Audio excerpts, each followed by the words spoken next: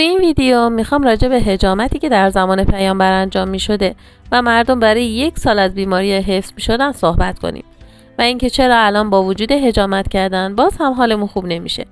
میخوام تو این ویدیو تفاوت حجامتی که در درمانگاه‌های ما میشه با حجامتی که در زمان پیامبر میشده رو بگم. پس تا آخر این ویدیو با من همراه باشه. در روایت صحیح از معراج رسول خدا آمده است که به آسمان هفتم که بالا رفتیم به هر فرشته ای از فرشتگان که گذر کردیم به من گفتند که ای محمد حجامت کن و امت خود را هم به حجامت دستور بده. این روایت نشان می‌دهد که حجامت از منبع الهام گرفته شده که فراتر از اندیشه بشری است که بر تجربه و قیاس تکیه دارد. پیامبر اکرم حجامت را دوای حتمی دانسته و از اون به شفا تعبیر کرده. شیخ صدوق از پیامبر روایت کرده که فرمودند شفای امت من در 3 چیزه: آیه‌ای از کتاب خداوند، یا اندکی از عسل، یا حجامت. اما این حجامتی که امروزه در درمانگاه ها میشه اصلا اون حجامتی که پیامبر فرموده نیست. در این حجامت خون تمیز بیرون میاد و تیغ‌ها به صورت ضربه‌ای زده میشه و بدون اینکه بدن آمادگی کامل داشته باشه تیغ‌ها زده میشه. ولی در حجامت اسلامی باید بدن آمادگی داشته باشه تا حجامت انجام بشه.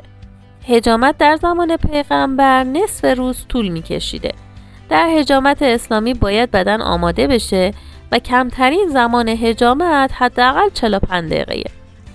این حجامت در 3 مرحله انجام میشه.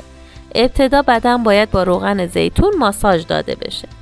بعد 5 لیوان در 5 نقطه از بدن همینجور که در فیلم مشاهده میشه گذاشته میشه و 15 دقیقه صبر میکنیم. البته مکش باید خفیف باشه، یعنی 2 مرحله میکشیم.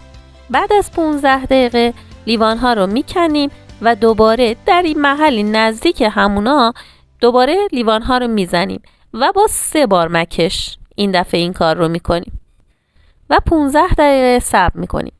برای دفعه سوم دوباره لیوانها رو در همون مکانهای اول میذاریم و با 4 بار مکش اونها رو میزنیم و 15 دقیقه صبر میکنیم. بعد از 45 دقیقه در محلی که در فیلم نشون داده شده تیغ میزنیم. 7 یا 14 عدد تیغ به صورت کشیده میزنیم.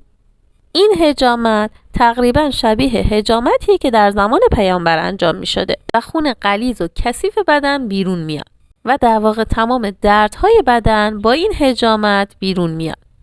امیدوارم که این ویدیو به دردتون خورده باشه. به بقیه هم بگین اگر میرین حجامت میکنین حداقل باید 45 دقیقه طول بکشه حجامتتون تا تمام ضایعات و کثیفی‌های بدنتون از طریق این حجامت به بیرون کشیده بشه. ممنون که تا آخرین ویدیو با من همراه بودین. لطفاً با لایک و سابسکرایب کردن کانال ما از کانالمون حمایت کنین.